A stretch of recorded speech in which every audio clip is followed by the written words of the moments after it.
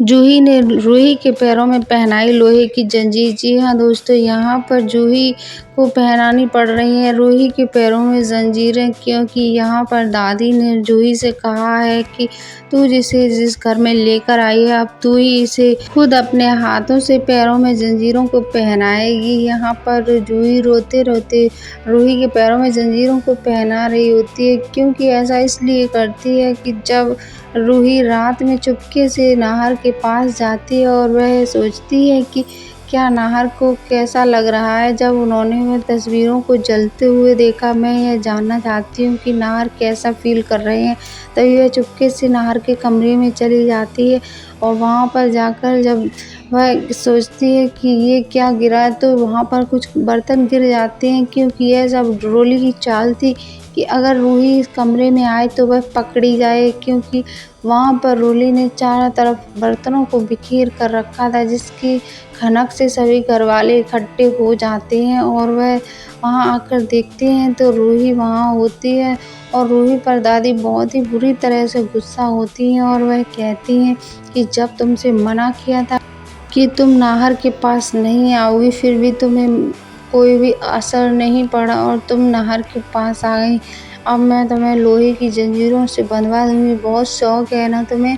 नाहर के पास आने का, तो तुम्हें अब मैं ऐसी पायल पहनाऊंगी जिसकी वजह से तुम ना चल सकोगी, ना ही कहीं जा पाओगी और ना ही मेरे नाहर के पास आ पाओगी। तभी वह सुबह को लोहे की जंजीरों को मंगवा लेती है और जूही से कहती है कि इस रूही के पैरों में यह जंजीरों को बांधो,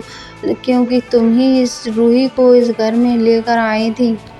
सभी की फेवरेट सीरियल मन सुंदर में आज का बहुत ही बड़ा ट्विस्ट। जी हाँ दोस्तों, अब आने वाला एपिसोड होने वाला है बहुत ही ज़्यादा इंटरेस्टिंग, क्योंकि यहाँ पर जब रूही के पैरों में जंजीरों को बांध दिया जाता है तो रूही बहुत ही परेशान हो जाती है, क्योंकि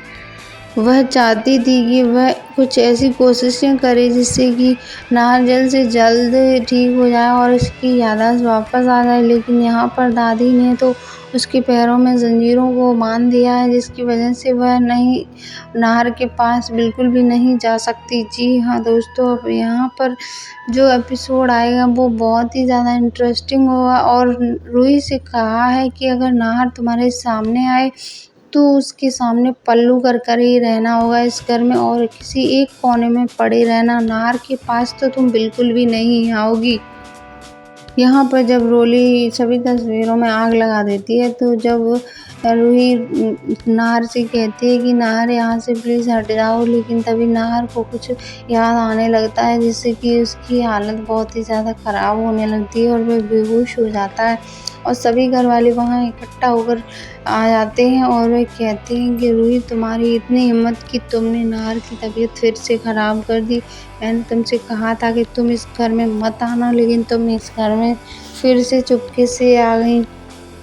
यहाँ पर रोली चाहती है कि नाहर की याददाश्त कभी भी वापस ना आए, क्योंकि वह हमेशा हमेशा के लिए नाहर की पत्नी बनकर रहना चाहती है। अगर नाहर की याददाश्त वापस आ गई तो वह